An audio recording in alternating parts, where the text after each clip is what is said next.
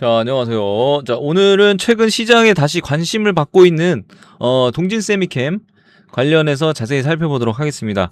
자, 최근 주가가 반등하는 모습을 좀 보이면서 지금 뭐 들어가도 되는 자리인지, 이 반도체 중에서도 아직 덜 오른 종목은 아닌지라는 질문이 상당히 많아지고 있습니다. 자, 오늘 영상에서는 현재 주가가 움직이는 이유부터, 그리고 앞으로 어떤 흐름을 예상해야 되는지 차근차근 내용을 좀 볼 건데, 그리고 추가적으로 일단 체크해야 될 변수, 그리고 기술적으로도 중요한 가격 구간, 이런 부분까지도 볼 거예요. 그래서 끝까지 보시게 되면 단순히 이제 뉴스만 보는 것이 아니라 앞으로 어떤 흐름을 예상해야지 하는지까지 이해하실 수 있을 겁니다. 자, 일단 금일 시장 내용을 좀 먼저 살펴볼게요. 일단 최근 국내 증시는 이 미국 반도체죠. 이 미국 반도체 관련해서 이 업황 개선 기대감과, 그리고 이 AI 투자 확대의 기대가 이어지면서 현재 반도체 업종 중심으로 좀 매수가 유입됐었어요. 특히 이제 외국인 투자자들의 이제 반도체 비중 확대 움직임이 계속적으로 나타나면서 현재 이 대형주뿐 아니라 소재, 부품, 장비, 이 소부장 기업들까지 관심이 확대되는 모습입니다.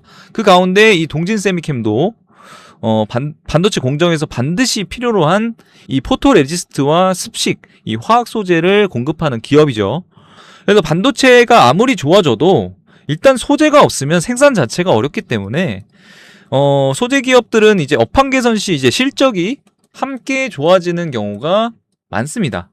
그래서 최근에는 차세대 이제 메모리와 첨단 공정 확대에 대한 기대감이 이어지면서 관련 소재 기업들은 업황 개선 시 실적이 함께 좋아지는 경우가 많아요. 최근에는 이제 차세대 메모리라든지 뭐 첨단 공정 확대 기대감이 이어지면서 이 관련 소재 기업들에 대한 밸류에이션도 재평가되는 분위기예요.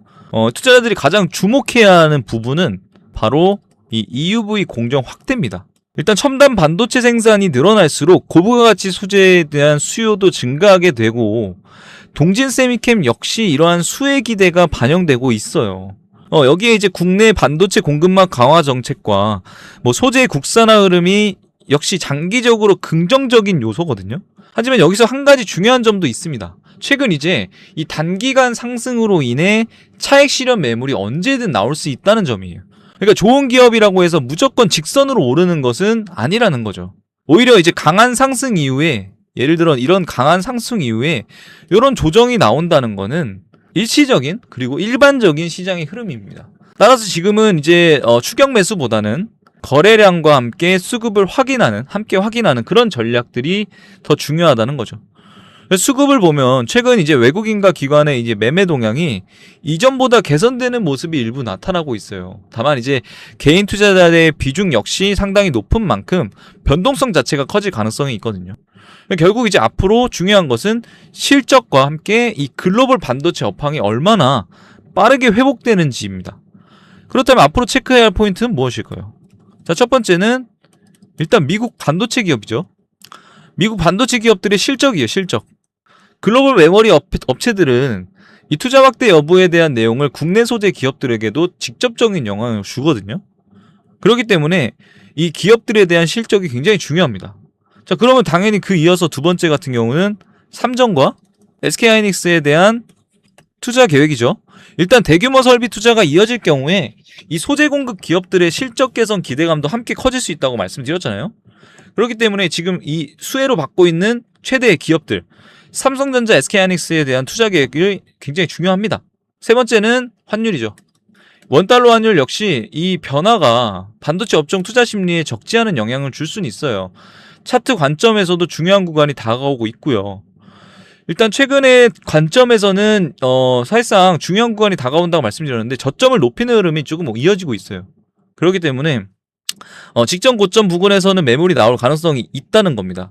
따라서 이제 단기적으로는 거래량을 동반한 이 돌파 여부가 중요하면서, 돌파에 만약에 실패한다면 이런 일정 기간에 대한 박스권에 갇혀있을 가능성이 높아요.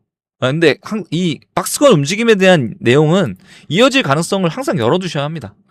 다만 반대로 거래량이 증가하면서 뭐 이런 장대 거래량들이 들어오면서 사실상 주요 이 저항 라인들, 지금 여기 볼게요. 이렇게 볼게요.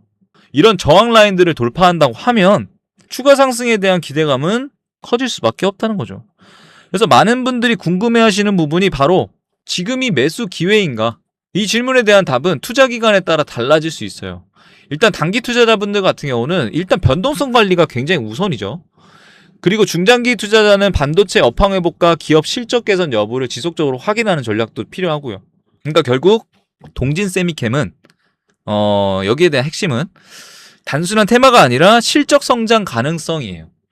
지금 AI 반도체 확대나 뭐 첨단 공정에 대한 증가, 그리고 뭐 소재 국산화, 이 메모리 업황 회복이 함께 이어진다면 중장기적으로는 충분히 관심을 받을 수 있는 기업이라는 평가도 나오고 있어요. 다만 시장은 항상 예상과 다르게 움직일 수 있기 때문에 한 종목에 집중 투자하는 것보다는 분산 투자와 리스크 관리가 무엇보다 중요하다.